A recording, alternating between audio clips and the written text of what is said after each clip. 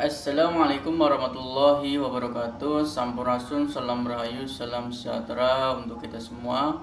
Alhamdulillah rabbil alamin wa bihi nasta'in. Wa ala umuri dunya wa din wassalatu wassalam ala asrofil anbiya'i wal mursalin. Amma ba'du. Hari ini kita mau membahas tentang bagaimana caranya media air putih dan bacaan surat Al-Fatihah agar tarjib untuk penyembuhan, khususnya untuk pengobatan. Jadi untuk ketarjiban suatu amalan, entah itu Al-Fatihah, entah itu sholawat dan lain sebagainya, itu kunci utama itu di dalam hati kita harus yakin. Itu kunci pertama. Harus yakin, jangan ragu. Kita harus yakin bahwa amalan ini atas izin Allah bisa mengabulkan hajat, khususnya untuk penyembuhan.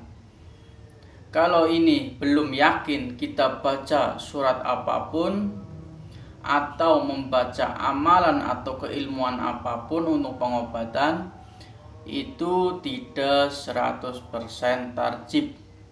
Jadi banyak kegagalannya daripada keberhasilannya.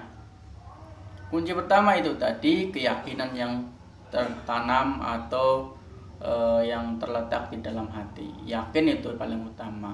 Setelah kita yakin pada amalan tersebut, alangkah baiknya kita sebelum melakukan bacaan amalan tersebut ke media apapun, khususnya air putih atau air mineral, kita harus bertawasul dulu. Maksudnya kita mengirim Al-Fatihah minimal ke Nabi Muhammad dan Syekh Abdul Qadir Jailani, serta ke pasien yang sedang sakit yang mau kita obatin. Saya contohkan saja. Baca tawasulnya itu yang pertama ke Nabi Muhammad, kedua ke Syekh Abdul Qadir Jailani, yang ketiga ke pasien. Contohnya ila hadratin Nabil Mustafa Sayyidina Muhammadin sallallahu alaihi wasallam Al-Fatihah. Itu dibaca, setelah itu ke Syekh Abdul Qadir Jailani. Summa ila hadrati Syekh Abdul Qadir Jailani Al-Fatihah. Itu aja juga cukup. Setelah itu baru ke pasien. Summa khususun ilal jasadi fulan bin fulan atau binti fulan. Kalau perempuan pasiennya itu binti bapaknya, kalau pasiennya laki-laki pakainya bin, kayak gitu ya. Setelah itu, setelah kita yakin, setelah kita tawasul, kita simpel saja ambil air putih, air mineral. Kalau bisa yang matang itu lebih bagus. Tapi kalau contohnya air mineral yang sudah mineralnya kadar alkalinya tinggi, itu bagus, nggak apa-apa, nggak usah matang, nggak apa-apa. Tapi kalau kasarnya kita ambil dari sumur, kita harus dimasak dulu agar agar matang, baru kita baca amalan tersebut. Jadi setelah itu kita baca tawasul Nabi Muhammad atau Syekh Abdul Qadir Jailani, lalu si pasien, lalu kita hajatkan dalam hati niat kita, lalu kita tiupkan 3 kali. Nah setelah itu tiupkan ke pasien secara rutin.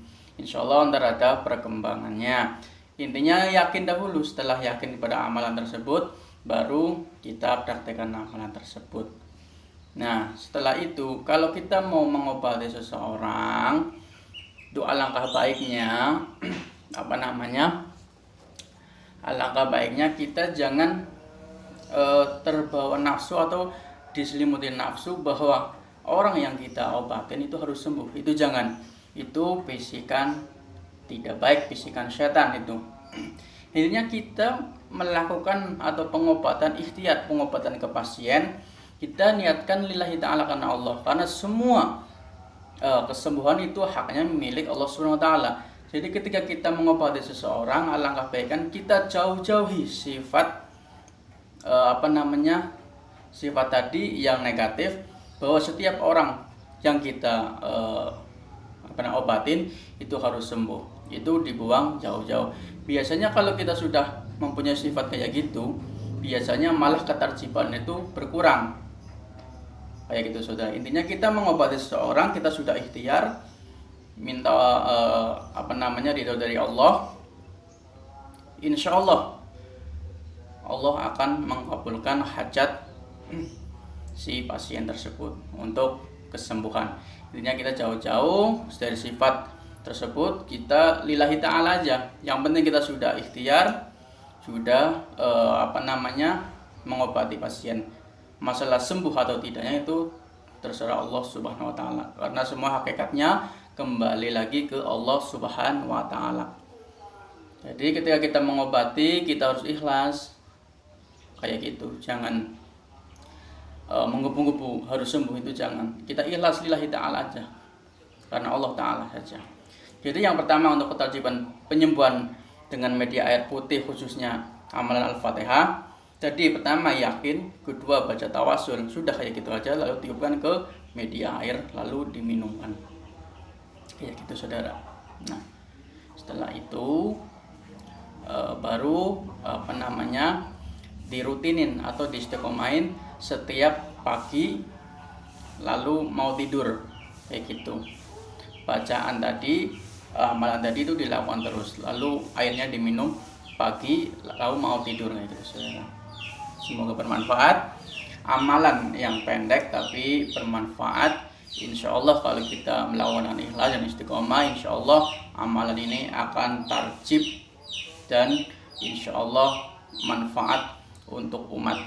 Begitu saja. Assalamualaikum warahmatullahi wabarakatuh.